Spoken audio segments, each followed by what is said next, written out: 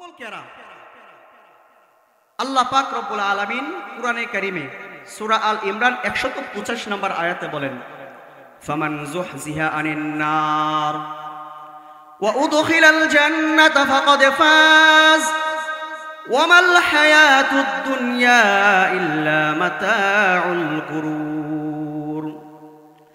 আল্লাহ পাক রব্বুল আলামিন বলেন, ফামান যুহজিহা আনিন নার, যে ব্যক্তি জাহান্নাম থেকে নিষ্কৃতি পেয়ে গেল, জাহান্নাম থেকে বেঁচে গেল, ওয়া উদখিলাল জান্নাতা ফাকাদ ফাজ, এবং জান্নাতের ভিতরে প্রবেশ করলো, সেই হচ্ছে সবচাইতে বড় সফল ব্যক্তি। সুবহানাল্লাহ। জাহান্নাম থেকে যে ব্যক্তি বেঁচে গেল সে হলো সবচাইতে বড় সফল ব্যক্তি। এই জন্য জাহান্নাম থেকে বেঁচে যাওয়ার জন্য দুনিয়া থেকেই সফল অর্জন করে নিতে হবে কিনা? দুনিয়া থেকেই সফল অর্জন করে নিতে হবে। মৃত্যুর পর চেষ্টা করলে আর কোনো ফায়দা হবে না।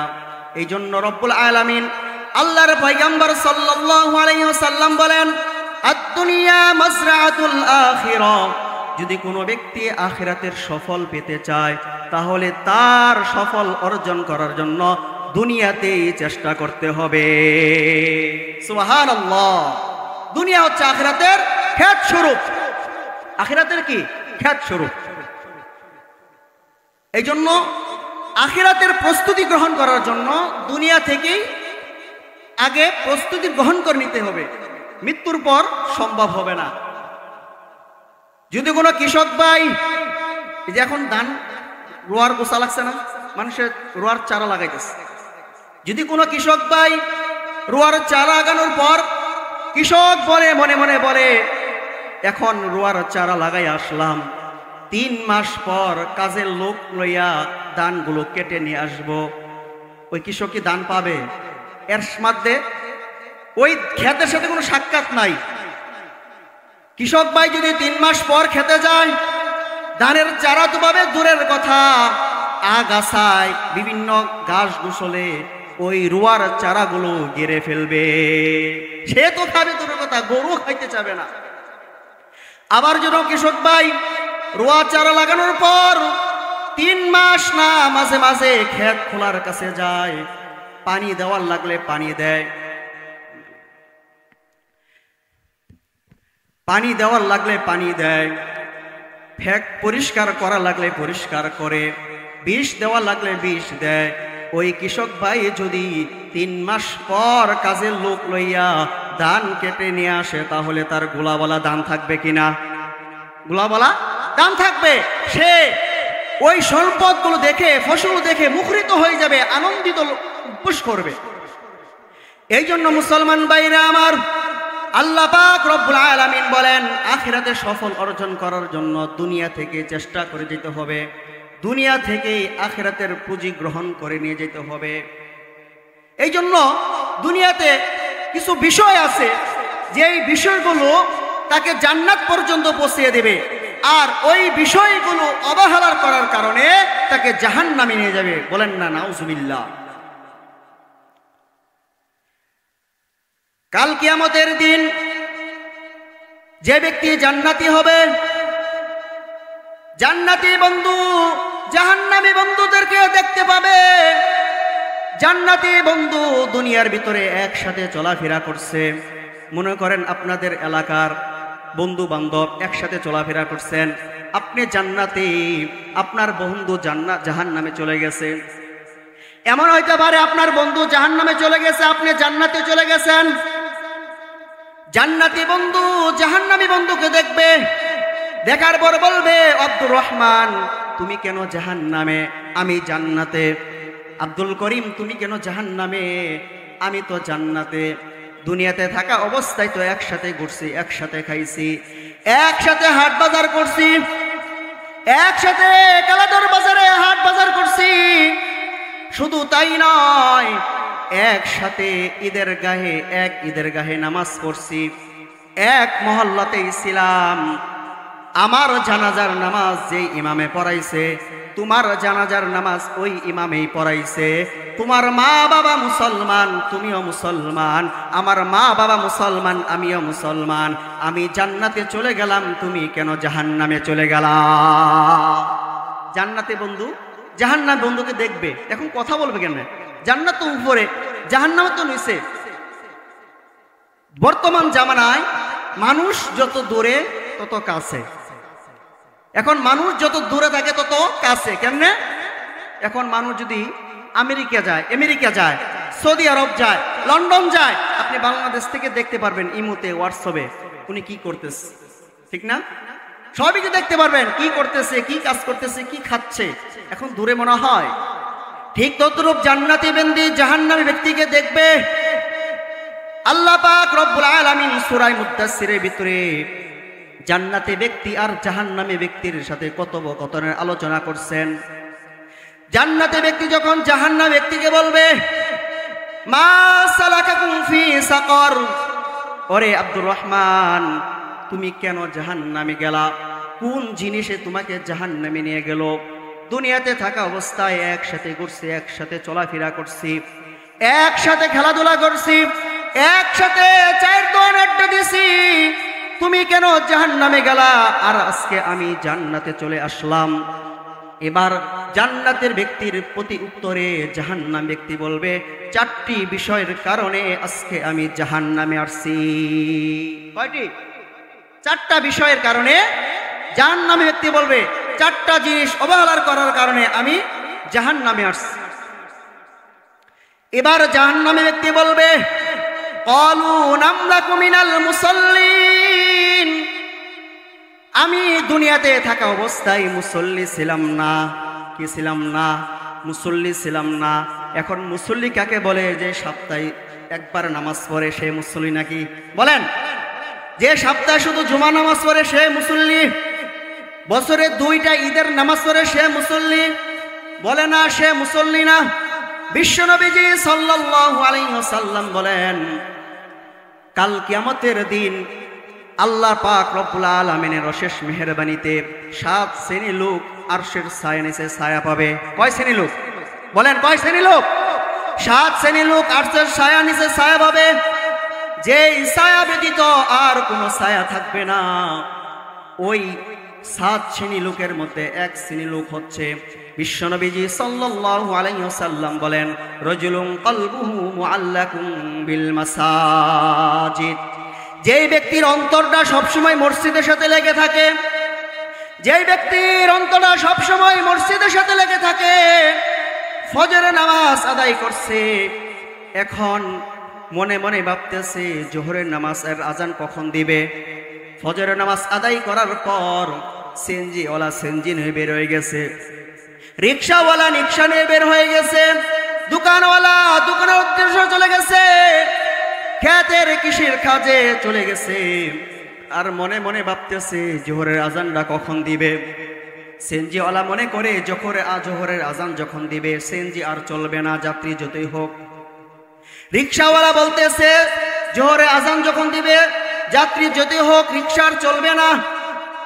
দোকানদার বলতেছে ক্রেতা যতই হোক দোকান চলবে না। কৃষি ব্যক্তি বলতেছে, কৃষক ভাই বলতেছে খেতে খামারে কাজ যতই হোক জোহরের আজান হবে আর কাজ চলবে না।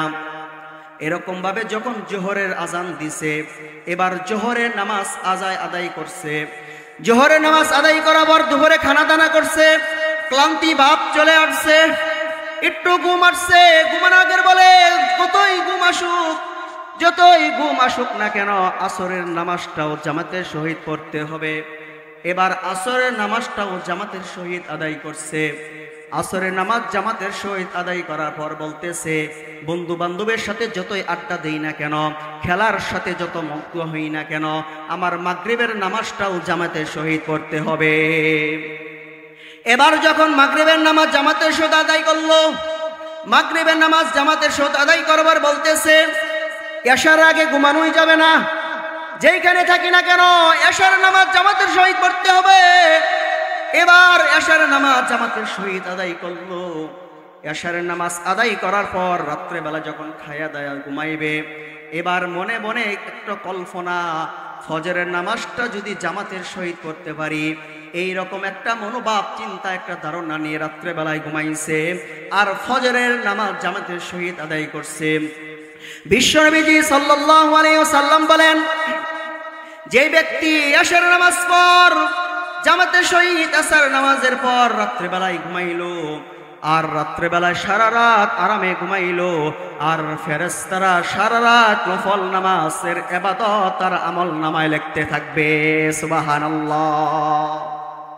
আসর নামাজ জামাতের সহিত আদায় করছে আর সারা রাত আরামে ঘুমাইছে, নামাজ পড়ে নাই, কিন্তু ফেরেশতারা সারা রাত নফল নামাজ পড়লে যেই পরিমাণ সওয়াব হইতো ওই পরিমাণ সওয়াব বান্দার আমল নামায় লিখতে থাকে। সুবহানাল্লাহ। আরো বলেন না সুবহানাল্লাহ। এবার ফজর নামাজ আদায় করছে, এই জন্য আল্লাহ পাক রব্বুল আলামিন বলেন, ফাইযা কুদিয়াতিস সালাতু ফান্তাশিরু ফিল আরদি ওয়াবতাগু মিন ফাদলিল্লাহি ওয়াযকুরুল্লাহ যিকরান কাসীরা। ফাইযা কুদিয়াতিস সালাতু ফান্তাশিরু ফিল আরদ। আল্লাহ পাক রব্বুল আলামিন বলেন, বান্দা যখন ফজর নামাজ আদায় করলো, মুফাসসিরিন কেরাম বলেন এই নামাজ যারা উদ্দেশ্য হচ্ছে ফজরের নামাজ। আল্লাহ তাআলা বলেন, ফাইদা কুদিয়াতিস সালাত, যখন নামাজ আদায় করলো অর্থাৎ ফজরের নামাজ আদায় করলো, আল্লাহ তাআলা বলেন ফজরের নামাজ আদায় করার পর বান্দা যখন জমিনে ছিটিয়ে যাবে, আল্লাহ তাআলা বলেন, বান্দা তুমি নামাজ আদায় করার পর আমার দেওয়া অনুগ্রহ তুমি জমিন থেকে তালাশ করতে থাকো, অর্থাৎ রিজিক তুমি তালাশ করতে থাকো, রিজিক তালাশ করতে থাকো। রিজিক কেমন নিষেধ না, কিন্তু আল্লাহ তাআলার ইবাদত থেকে মাহরুম হয়ে, আল্লাহ তাআলার নামাজ, আল্লাহ তাআলা যত হুকুম আহকাম থেকে মাহরুম হয়ে এগুলো বাদ দিয়ে, ইবাদত থেকে বাদ দিয়ে রিজিক তালাশ করা যাবে না। এই জন্য বিশ্বনবীজি সাল্লাল্লাহু আলাইহি ওয়াসাল্লাম বলেন, তিরমিজি শরীফের বর্ণনা 2618 নম্বর হাদিস, قال النبي صلى الله عليه وسلم بين الكفر والإيمان ترك الصلاة। বিশ্বনবীজি সাল্লাল্লাহু আলাইহি ওয়াসাল্লাম বলেন, ঈমানদার এবং কুফরের মাঝে পার্থক্য হচ্ছে নামাজকে ছেড়ে দেওয়া। ঈমানদার এবং কাফেরদের মাঝে পার্থক্য হচ্ছে কি? নামাজকে ছেড়ে দেওয়া। এই জন্য যে ব্যক্তি জাহান্নামে যাবে, জাহান্নামের যাওয়ার এক নম্বর কারণ কি বলেন? নামাজকে ছেড়ে দেওয়া নাকি নামাজ পড়া? নামাজকে ছেড়ে দেওয়া। যে ব্যক্তি নামাজ পড়ে না, মনে করেন সে সরাসরি জাহান্নামে যাবে। এই জন্য ওই ব্যক্তি জাহান্নামে গেছে, তার মধ্যে 4টি কারণের মধ্যে 1 নম্বর কারণ হচ্ছে নামাজকে ছেড়ে দেওয়া। আর 3টি আমি বলবো না আজকে, আমার বিষয়বস্তু হচ্ছে ওই নামাজ। আমি নামাজ নিয়ে আলোচনা করব। এই জন্য জাহান্নামে যাওয়ার 1 নম্বর কারণ হচ্ছে নামাজ না পড়া। বিশ্বনবীজি সাল্লাল্লাহু আলাইহি ওয়াসাল্লাম বলেন, তিরমিজি শরীফের বর্ণনা, বিশ্বনবীজি সাল্লাল্লাহু আলাইহি ওয়াসাল্লাম বলেন 2619 নম্বর হাদিস, আল্লাহর পয়গম্বর সাল্লাল্লাহু আলাইহি ওয়াসাল্লাম বলেন, বাইনাল আবদি ওয়া বাইনাশ শিরকি আও বাইনাল কুফরি তারকুস সালাত। বিশ্বনবীজি সাল্লাল্লাহু আলাইহি ওয়াসাল্লাম বলেন, বাইনাল আবদি আও বাইনাশ শিরকি আও বাইনাল কুফরি তারকুস সালাত।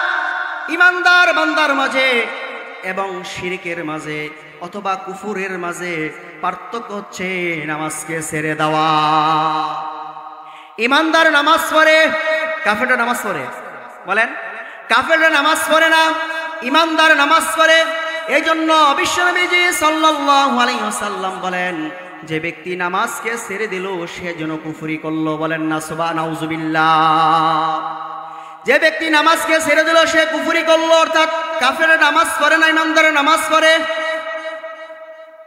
বিশ্বনবীজি সাল্লাল্লাহু আলাইহি ওয়াসাল্লাম বলেন, তিরমিজি শরীফের বর্ণনা 2621 নম্বর হাদিস, বিশ্বনবীজি সাল্লাল্লাহু আলাইহি ওয়াসাল্লাম বলেন, কাল কিয়ামতের দিন সর্বপ্রথম নামাজের হিসাব হবে।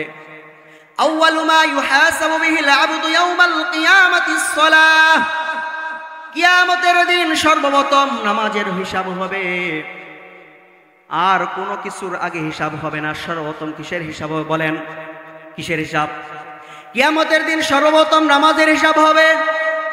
এই জন্য বিশ্বনবীজি সাল্লাল্লাহু আলাইহি ওয়াসাল্লাম বলেন, মেশকাত শরীফের হাদিস 39 নম্বর হাদিস, মিফতাহুল জান্নাতিস সালাহ, নামাজ বেহেশতের চাবি। নামাজ কিসের চাবি ভাই? বলেন না, নামাজ কিসের চাবি? নামাজ বেহেশতের চাবি।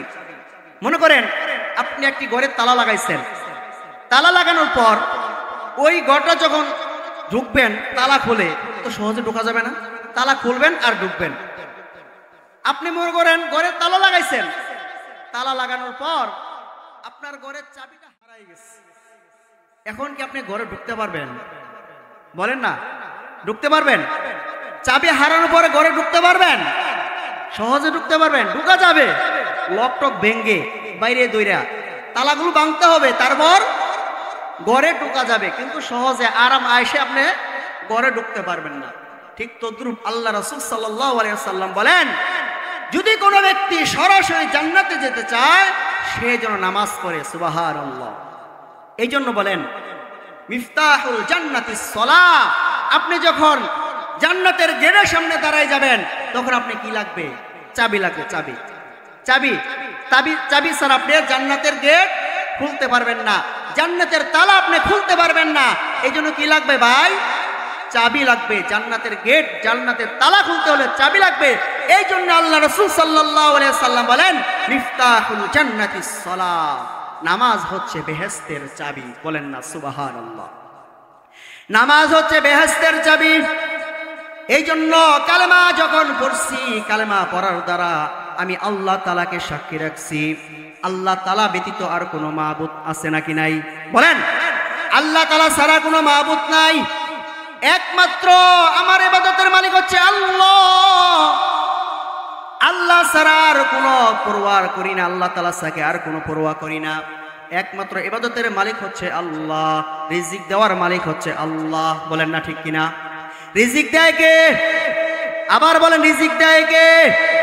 অসুস্থ দেয় কে? সুস্থতা দান করে কে? আল্লাহ পাক রব্বুল আলামিন, সমস্ত কিছুর মালিক। এই জন্য আল্লাহ তাআলা বলেন ইন্নাল্লাহা আলা কুল্লি শাইইন কাদির। আমি আল্লাহ তাআলা সমস্ত জিনিসের উপর কুদরতমান, সমস্ত জিনিসের উপর শক্তিশালী। বলেন না সুবহানাল্লাহ। সমস্ত কিছু শক্তিশালী কে? আল্লাহ তাআলা। আসমান এবং জমিনের ভিতরে যা কিছু দেখি, সমস্ত মাখলুক, সবকিছু গো মাখলুক, এই সমস্ত মাখলুক গুলো আল্লাহ তাআলা আমাদের জন্য সৃষ্টি করছেন। বলেন না সুবহানাল্লাহ। আসমান কার জন্য সৃষ্টি করছেন? বলেন না কার জন্য?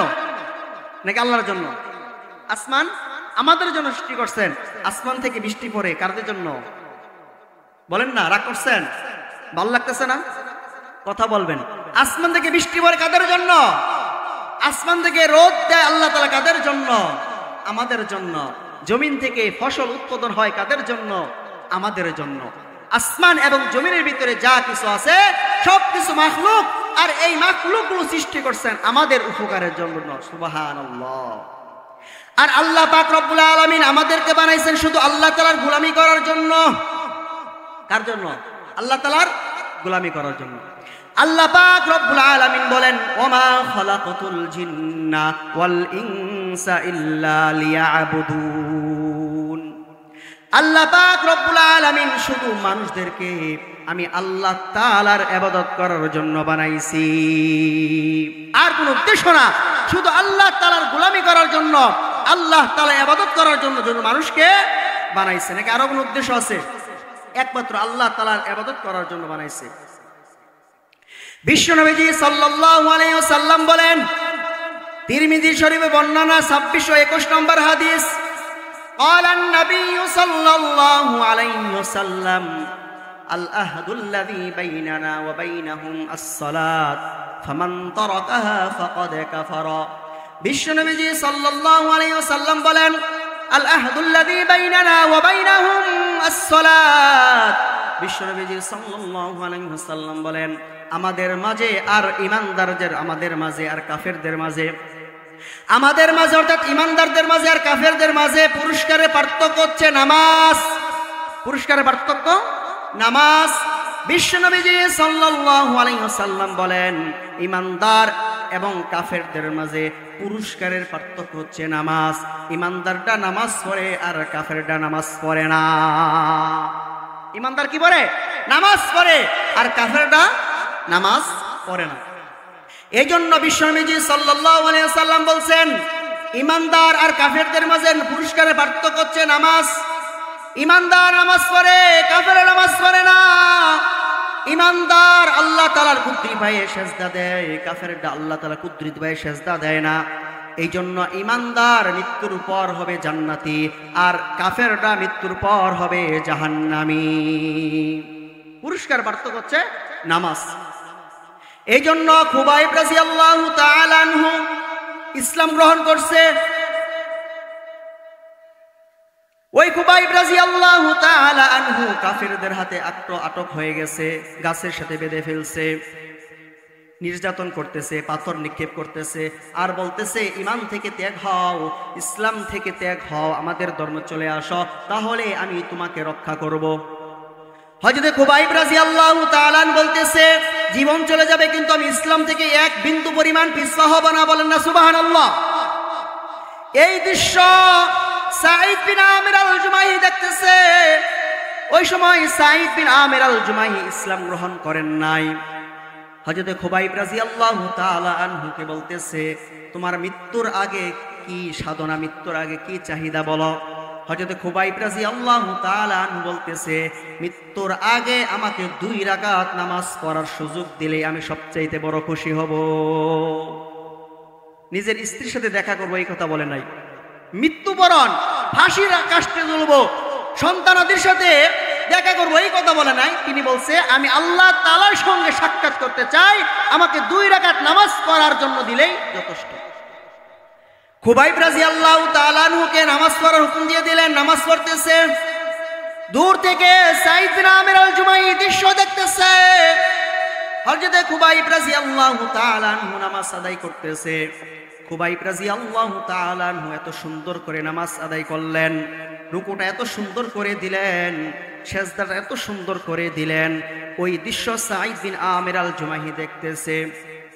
2 রাকাত নামাজ যখন সংক্ষিপ্ত সময় শেষ করলো, খুবাইব রাদিয়াল্লাহু তাআলা বলতেছে, আমি নামাজটা খুব দ্রুত শেষ করলাম, আমি যদি আরো সময় নেই তোমরা মনে করবা মৃত্যুর ভয়ে খুবাইব নামাজকে দীর্ঘই করতেছে, কিন্তু আমি নামাজকে আরো দীর্ঘই করলাম না, আমি নামাজকে সংক্ষিপ্ত করে দিলাম। আমি মৃত্যুর ভয়ে আমি নামাজকে সংক্ষিপ্ত করলাম না, শুধু তোমাদের কথার ধারণায় আমি আমার নামাজকে সংক্ষিপ্ত করে দিলাম। এই ঘটনা যখন খুবাইব রাদিয়াল্লাহু তাআলা দৃশ্য যখন সাঈদ বিন আমির আল জুমাহি দেখলেন, এক দরে নবীজি সাল্লাল্লাহু আলাইহি ওয়াসাল্লামের দরবারে গেলেন। যাওয়ার পর বললেন, ইয়া রাসূলুল্লাহ, আমি খুবাইব রাদিয়াল্লাহু তাআলা আনহু নামাজের দৃশ্য দেখলাম। ইয়া রাসূলুল্লাহ, আমি আপনার হাতে হাত রেখে ইসলাম গ্রহণ করতে চাই, আমাকে কালেমা পড়াইয়া মুসলমান বানিয়ে দেন। সুবহানাল্লাহ।